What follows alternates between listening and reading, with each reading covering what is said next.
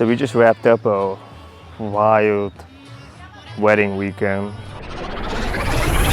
We about to jump in the pool. Camera and all.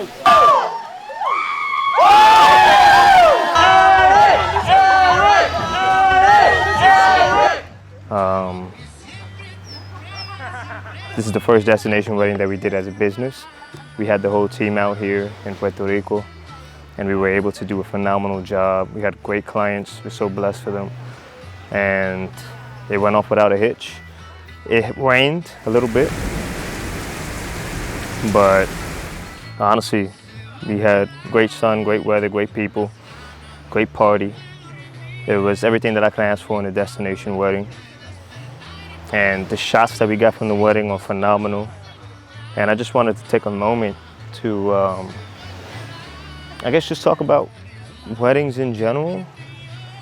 So when you get into photography and videography, a lot of people, and I've been a victim of it myself, is that weddings isn't like professional, or weddings aren't cinema, or weddings aren't real photography, videography gigs. And I kind of have a counter argument to that.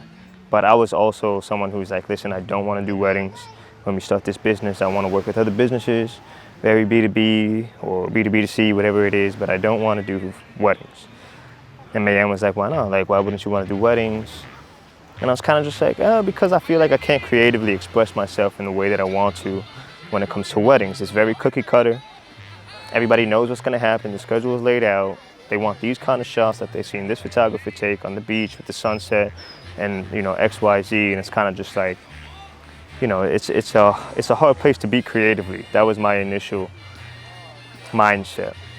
But after doing like tens of weddings, it kind of shifts a little bit and you're like, oh snap, like you kind of have to dig down deeper than you normally would if you really want a wedding to pop out, which gives you the challenge of creativity. Like, how creative can you actually be?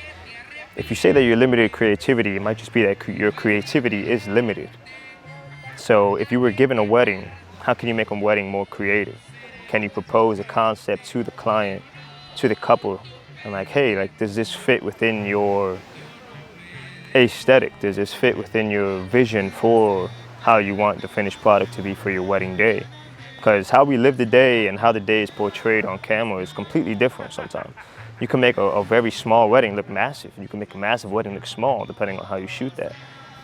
So I think my perspective has definitely changed. And having a wedding like this in Puerto Rico, on the beach, sunset, beautiful venue, great couple, great team, has definitely expanded my perspective on that. And I think weddings is a great in. It's a great in to start your journey. It's a great in to really get yourself more in the service position. So when it comes to having major clients, right? If you have big businesses, if you have Fortune 500 companies that you're doing photography and videography for, you kind of can have a say more, where it's like, okay, like this is how it's going to be shot.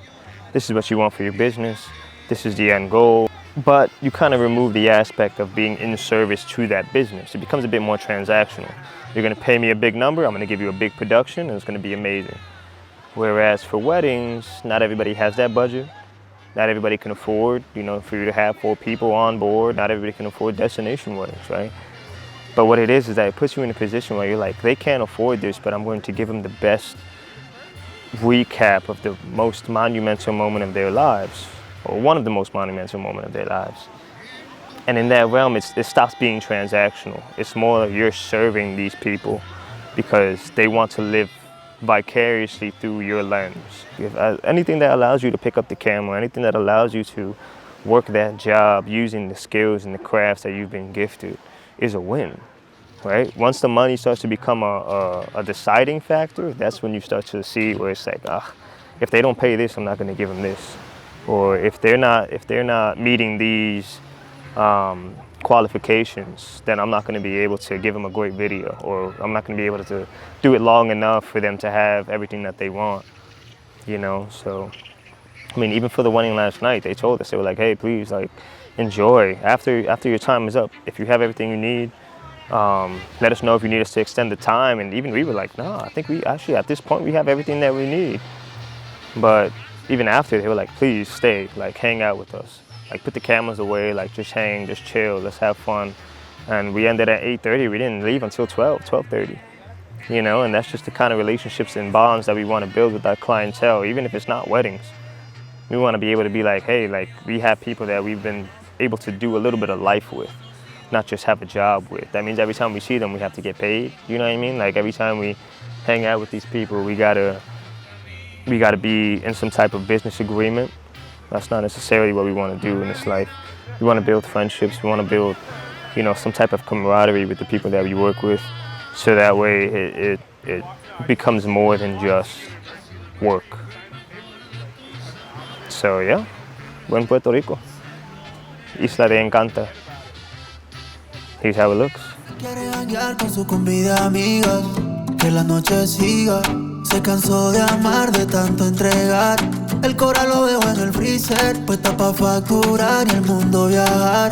Le sanaron las cicatrices, va a celebrar.